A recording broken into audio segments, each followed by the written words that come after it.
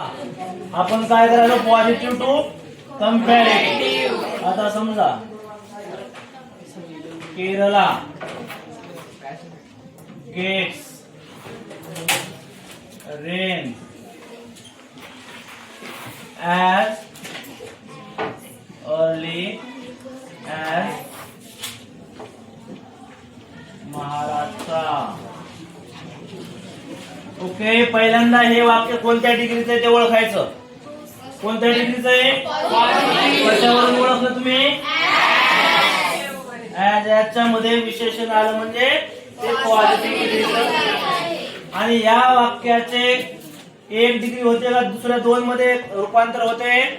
एकामध्येच होणार. कारण का दोन नावं आहेत, जेव्हा दोघांची तुलना एकमेकाशी होते तेव्हा तिथं पॉझिटिव्हची कंपॅरेटिव्ह आणि कंपॅरेटिव्हची पॉझिटिव्ह होते. मग आपल्याला हे वाक्य पीडीचं आहे, पुढे आपल्याला आता इथं पीडीचं बनवायचं. ओके, मग जे शेवटी आले ते नाम किंवा सर्वनाम सुरुवातीला. शेवटी काय आहे? महाराष्ट्र. आता पहा, याच्यामध्ये जर पॉझिटिव्ह असेल किंवा अफर्मेटिव्ह असेल तर आपल्याला काय करायचं? निगेटिव्ह. आणि निगेटिव्ह करताना नॉट घ्यायचंय. नॉट सहाय्यकारी क्रियापदाशिवाय घेता येते का? नाही. मग याच्यात सहाय्यकारी क्रियापद आहे का? मुख्य क्रियापद आहे.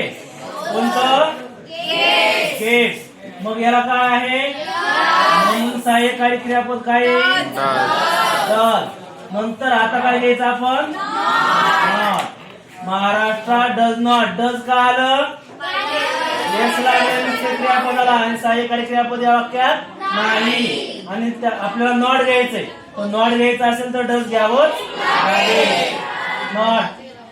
त्याच्यानंतर गेट रेन.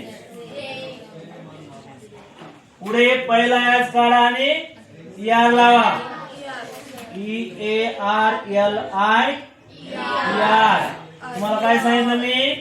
जर वाय आलेला असेल तर वायचा काय होतो? आय होतो. त्याच्यामुळं IER. दुसरा याच काढून टाकणार आपण त्या जागेवर ज्ञान. आता जे वाक्याच्या सुरुवातीस नाम किंवा सर्वनाम असेल ते शेवटी. ओके, याच्यावरून आपल्या लक्षात येईल की पॉझिटिव्ह डिग्रीची कंपॅरेटिव्ह कसं करायचं. आणि जर सहाय्यकारी क्रियापद असेल तर डज वगैरे घ्यायची गरज लागणार नाही. नसेल तर डू डज डीड पैकी एक येईल. ते कशावरून? मुख्य क्रियापदानुसार आपल्याला बनवावी लागेल. मग जे आता पुन्हा एकदा बघा, वाक्याच्या शेवटी काय आलंय? महाराष्ट्र. म्हणून आपण सुरुवातीला घेतलं. त्याच्यानंतर हे नकारार्थी वाक्य असेल तर होकारार्थी करायचं, होकारार्थी असेल तर नकारार्थी. दिलेलं वाक्य अफर्मेटिव्हचं आहे, आपल्याला काय करावं लागेल? निगेटिव्ह. म्हणजेच मग इथं डज घ्यावा लागेल, कारण सहाय्यकारी क्रियापद नाही. तर मग मुख्य क्रियापदानुसार डज येईल. जर समजा इथं गॉट असतं तर डीड आला असतं.